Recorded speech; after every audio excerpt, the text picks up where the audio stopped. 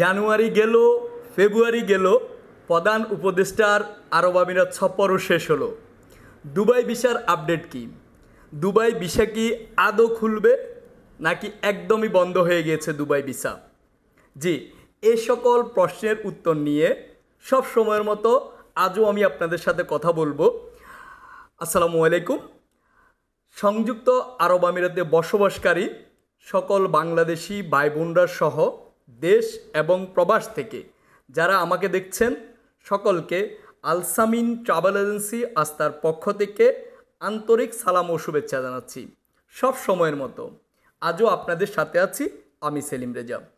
আজকে কথা বলবো দুবাই ভিসার সর্বশেষ পরিস্থিতি এবং প্রাসঙ্গিক কিছু বিষয় নিয়ে।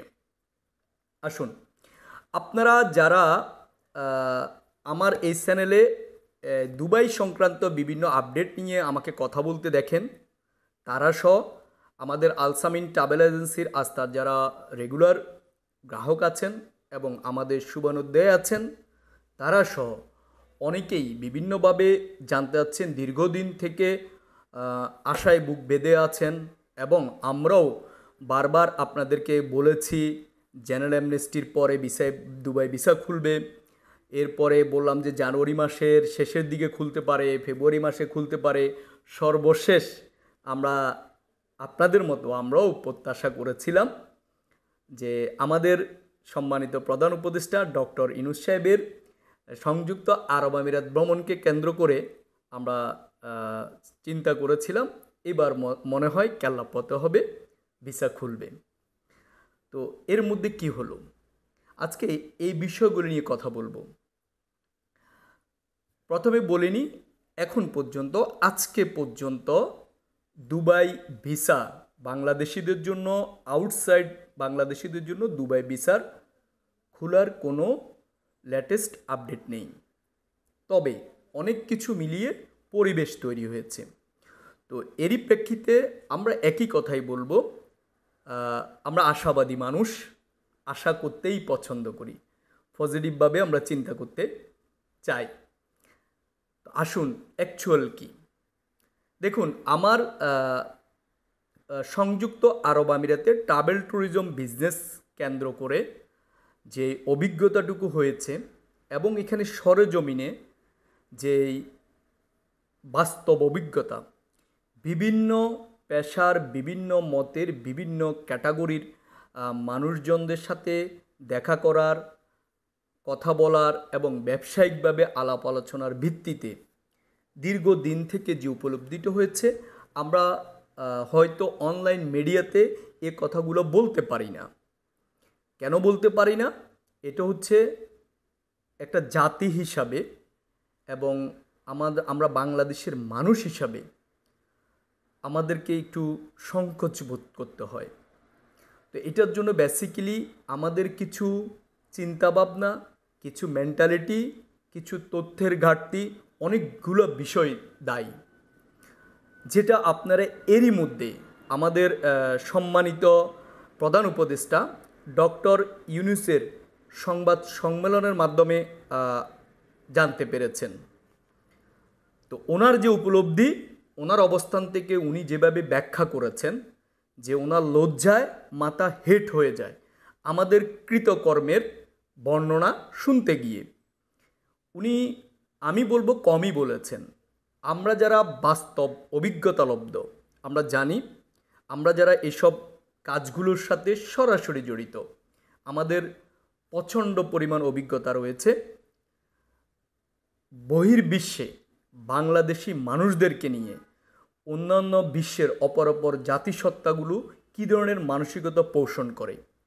সবচেয়ে দুর্ভাগ্যের বিষয় হচ্ছে এই যে জাতি হিসাবে দিনকে দিন আমরা যেভাবে অন্য জাতির কাছে, অন্য দেশের কাছে অবমূল্যায়িত হচ্ছি, এর জন্য আমাদের কিছু সিপ মেন্টালিটি দায়ী। আমরা আসলে কোনো কাজ করতে গিয়ে আমরা ভাবি না, আমরা না নিজের কথা ভাবি, না আমাদের দেশের কথা ভাবি, না আমাদের ভবিষ্যৎ প্রজন্মের কথা ভাবি। আপনারা সবাই জানেন সংযুক্ত আরব আমিরাত তথা মিডল ইস্ট বাংলাদেশের যারা প্রবাসী, তাদের ম্যাক্সিমাম এই মিডল ইস্টে ওনারা বিভিন্ন কাজে, কেউ চাকরি করেন, কেউ ব্যবসা করেন, বিভিন্ন পেশায় জড়িত। তো আমাদের হয়তোবা জাতিগতভাবে আমাদের এটা একটা দুর্ভাগ্য। আমরা যেটা করি, আমরা কেউ আলকাতরা ফ্রি দিচ্ছে, আমরা ফ্রি আলকাতরার জন্য আমাদের পরনে থাকা 300 টাকা দামের লুঙ্গি পেতে দিই। এটা হচ্ছে আমাদের মেন্টালিটি। এটাতে কি হচ্ছে? এটাতে আমাদের ডে বাই ডে আমাদের সকল কিছু সংকুচিত হয়ে আসছে। দেখুন, সংযুক্ত আরব আমিরাতে পৃথিবীর কম বেশি 200 দেশের মানুষ এখানে বসবাস করেন। এর মধ্যে মোটা দাগে আপনার এখানে যারা বসবাস করেন তার মধ্যে হচ্ছে উল্লেখযোগ্য হারে বাংলাদেশি, তারপরে রয়েছে ইন্ডিয়ান, পাকিস্তানি। তো এখানে যেটা দেখা যায় বিভিন্ন জরিপ থেকে, সংযুক্ত আরব আমিরাতের উঁচু উঁচু যে দালানগুলো দেখা যায়, এগুলোতে আমাদের বাংলাদেশিদের রক্ত জড়িত। কিন্তু দুর্ভাগ্যের বিষয় হচ্ছে আমরা ওটার যথাযথ মূল্যায়ন কখনো পাইনি। এই দেশের লোকাল যারা আছে তারা আমাদেরকে স্রেফ মেসকিন হিসাবে ভেবে থাকে। আর এই ভাবনাটার পিছনে একমাত্র দায়ী হচ্ছে আমাদের কৃতকর্ম, আমাদের চিন্তাভাবনা, আমাদের কাজের যে ধরন এবং ওই যে বললাম সস্তা মানসিকতা। যতদিন পর্যন্ত আমরা এই মানসিকতা থেকে বের হতে না পারবো, ততদিন পর্যন্ত আমরা বিভিন্ন জায়গা অবমূল্যায়িত হব। আপনারা যারা বিভিন্ন দেশে বিদেশে ঘুরে থাকেন নিশ্চয় আমার সাথে একমত হবেন, আমরা যখন আমাদের এই সবুজ পাসপোর্টটা কোথাও কোনো দেশের ইমিগ্রেশনে প্লেস করি, তখন তাদের চাউনিটা কি থাকে। একজন বাংলাদেশি হিসাবে খুবই কষ্ট লাগে তখন। আর এর পিছনে দায়ী আমাদের কিছু কুচক্রী মহল। ন্যূনতম স্বার্থের জন্য তারা বৃহত্তর স্বার্থ বিসর্জন দিতে দ্বিতীয়বার ভাবে না। আমরা দীর্ঘদিন ধরে সংযুক্ত আরব আমিরাতের বাংলাদেশিদের জন্য সকল প্রকার ভিসা বন্ধ, আর বন্ধ পাকিস্তানিদের জন্য। হয়তোবা ঐতিহাসিক কোনো যোগসূত্র আছে এই দুই জাতির। তো এক্ষেত্রে আজকে যে কথাগুলো বলছি, আমি এগুলো এই জন্যই বলছি যে আপনারা যারা নতুন করে সংযুক্ত আরব আমিরাতে আসবেন, একটু দয়া করে চিন্তা ভাবনা করবেন। এটাতে আপনি নিজের লাভ হবে, আপনার দেশেরও লাভ হবে। এখানে জরিপ থেকে দেখা গিয়েছে, আমি কয়েকটা শুধু ডাটা আপনাদের সাথে শেয়ার করব। এই দেশটাতে সর্বসাকুল্যে এদেশের জনগণের সংখ্যা হচ্ছে 37 লক্ষের মতো। আর আপনার বিভিন্ন প্রবাসী যারা রেসিডেন্টস আছে তাদেরকে নিয়ে এই টোটাল আরব আমিরাতের 7টা দেশে টোটাল জনসংখ্যার পরিমাণ হচ্ছে 1.5 থেকে 2 কোটি। তো এখানে বিভিন্ন দেশের বিভিন্ন জাতিসত্তার মানুষ বসবাস করে, এর মধ্যে বাংলাদেশিরা উল্লেখযোগ্য। হ্যাঁ, এটাও বলা ঠিক আমাদের সবাইকে আমরা সমানভাবে বিবেচনা করতেছি না, কিন্তু মেজরিটি মানুষ এখানে যে কাজগুলো করে, ওনারা এই কাজগুলো ওনাদের জানার অভাবে, জ্ঞানের স্বল্পতার কারণে অথবা অতিরিক্ত লোভের বশীভূত হয়ে ওনারা এই কাজগুলো করে থাকে, যেটাতে পরবর্তীতে ওনাদেরকে ব্যক্তিগতভাবে বিভিন্ন ঝুট ঝামেলায় পড়তে হয় এবং জাতি হিসেবে আমাদেরকে লজ্জিত হতে হয়। এখানে আমি যদি আমার ব্যক্তিগত অভিজ্ঞতা থেকে বলি, এখানে এরা বিভিন্ন ধরনের নাম দিয়েছে। এখানে যারা ব্যবসা করে তাদের জন্য একজন ব্যবসায়ী যখন এখানে বিজনেস চালু করে, ওই বিজনেসের এগেনিস্টে উনি একজন ইনভেস্টর হিসেবে যে ভিসাটা পেয়ে থাকে ওটাকে বলা হয় পার্টনার ভিসা। এটা বেসিক্যালি ইনভেস্টর ভিসা, আমাদের বাংলাদেশির এটাকে নাম দিয়েছে পার্টনার ভিসা। ওনারা একটা কোম্পানি খুলে, যার কোনো অফিস নাই, আদালত নাই, কোনো প্রকার কার্যক্রম নেই, ওনারা একটা বিজনেস লাইসেন্স করে উনি পার্টনার ভিসা লাগায়। উনি এখানে খুবই লোয়ার ক্যাটাগরির কাজগুলো করে, অথচ ওনার ভিসা স্ট্যাটাস পার্টনার ভিসা, একজন ইনভেস্টর, সম্মানী ব্যক্তি। তো এই দেশের ইনভেস্টিগেশনে যখন এসবগুলো ধরা পড়ে তখন তাদের ভ্রু কুঁচকে যায়। এরপরে আসেন যারা এখানে কাজ করে, জব করে, তারা কি করে, তারা হাই প্রফেশন নাম দিয়েছে। এ জাতীয় কোনো ভিসা পৃথিবীর কোনো দেশে নাই। তো এটাতে ওনারা কি করে, ওনারা একজন ব্যক্তি নিজের নামটা সিগনেচার করতে পারে না, উনি অথচ মাস্টার্স পাস সার্টিফিকেট দিয়ে উনি এখানে ভিসা করে। ওনার ভিসার পদবি ম্যানেজার, অথচ উনি কি কাজ করে, উনি হয়তো বা কোনো কার ওয়াশ করে অথবা রাস্তায় বলদিয়ার কাজ করে, ওনার ভিসার ডেজিগনেশন ম্যানেজার। যখন বিভিন্ন ইনভেস্টিগেশনে এই বিষয়গুলো ধরা পড়ে তখন ওনাদের বুক কুঁচকে যায়। এখানে আমাদের দেশে স্টুডেন্টরা পড়তে আসে, ওদের এখানে এসে ওনারা বিভিন্ন স্টুডেন্ট বিষয়, বিভিন্ন রেস্টুরেন্ট, বিভিন্ন বার, বিভিন্ন জায়গায় ওনারা কাজের জন্য যায়, অথচ ওনার স্টেট কার্ড লেখা আছে নট অ্যালাউড ফর এমপ্লয়মেন্ট।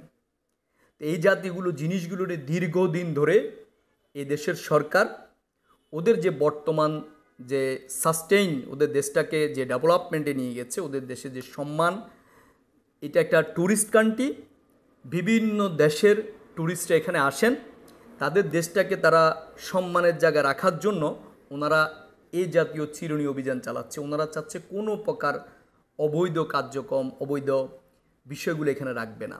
তো ওনারা যখন এই জাতীয় সার্ভে করেছেন, সবার ঊর্ধ্বে রয়েছে বাংলাদেশ। বাংলাদেশের জনগণ, বাংলাদেশের মানুষ বেশিরভাগ এই বিষয়টাতে জড়িত। এজন্য এখন সবচেয়ে শাস্তির খড়গ নেমে এসেছে বাংলাদেশিদের উপরে। এরই প্রেক্ষিতে ওনারা সর্বশেষ যে সুযোগটা দিয়েছিল সাধারণ ক্ষমা, এই সাধারণ ক্ষমার মেয়াদকাল ছিল প্রথমত 2 মাস। এর মধ্যে ওনারা যথাযোগ্য সাড়া পায়নি, এরপরে আবারও বাড়িয়েছে 2 মাস, তারপরে ওরা যথাযোগ্য সাড়া পায়নি। একটা জরিপে দেখা গেছে এখানে 12 লক্ষের মতো বাংলাদেশি বসবাস করেন বিভিন্ন ক্যাটাগরির ভিসাতে, তার মধ্যে 8 লক্ষ বৈধভাবে বসবাস করেন, এর মধ্যে 4 লক্ষের অধিক রয়েছে অবৈধভাবে, এখানে ইলিগালভাবে বসবাস করেন। তাদেরকে এই দেশের সরকার সাধারণ ক্ষমার আওতায় একটা সুযোগ দিয়েছিলেন যে হয় ওরা এখানে রেগুলার হবে অথবা সসম্মানে চলে যাবে। সবচেয়ে আশ্চর্যের ব্যাপার হচ্ছে ওরা এটাতে যথাযথ সাড়া পায়নি।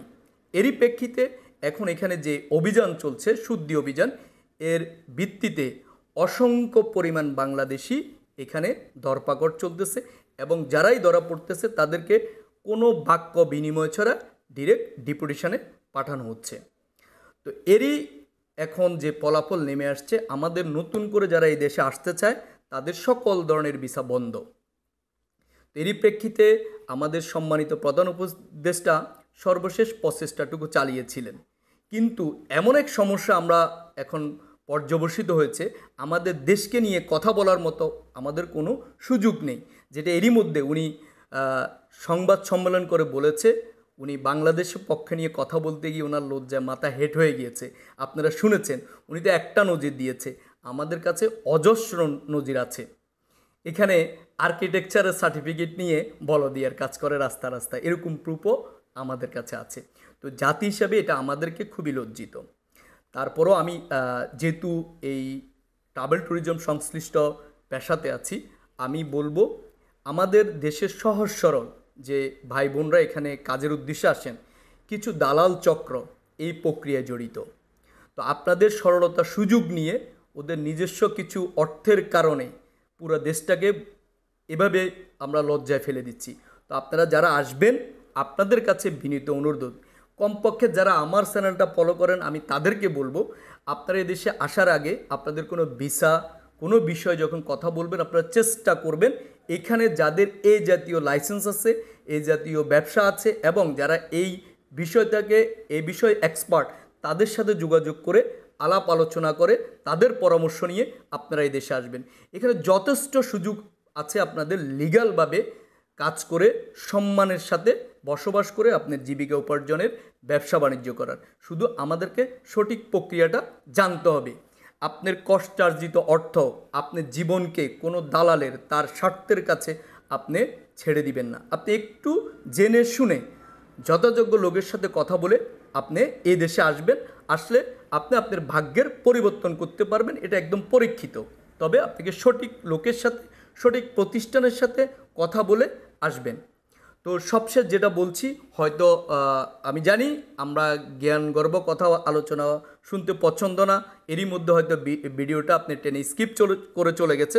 তবে আপনি যদি এ দেশে সংযুক্ত আরব আমিরাতে আসার মনস্থির করে থাকেন, আমার কথাগুলো দ্বিতীয়বার ভাববেন।